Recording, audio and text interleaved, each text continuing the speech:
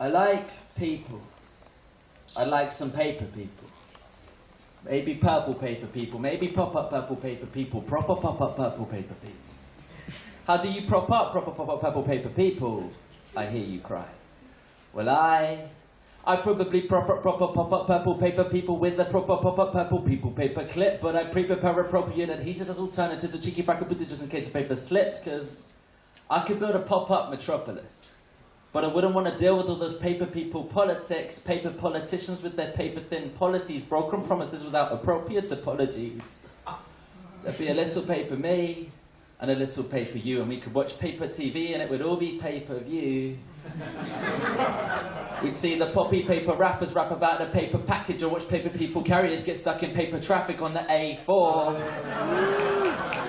There'd be a paper Princess Kate, but we'd all stare at paper Pippa, and we'd all live in fear of Killer Jack the Paper Ripper, because the paper propaganda propagates the people's prejudices. Papers printed pictures of the photogenic terrorists. It's a little paper me and a little paper you, and in a pop-up population, people's problems pop up too.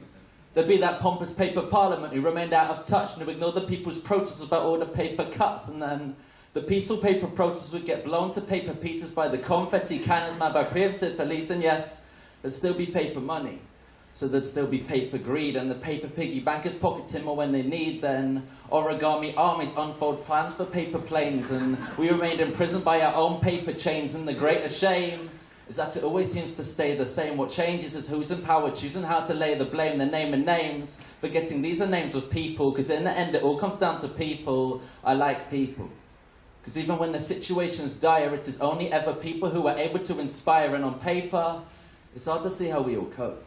But in the bottom of Pandora's box, there's still hope, and I still hope, because I believe in people, people like my grandparents, who every single day since I was born have taken time out of their morning to pray for me.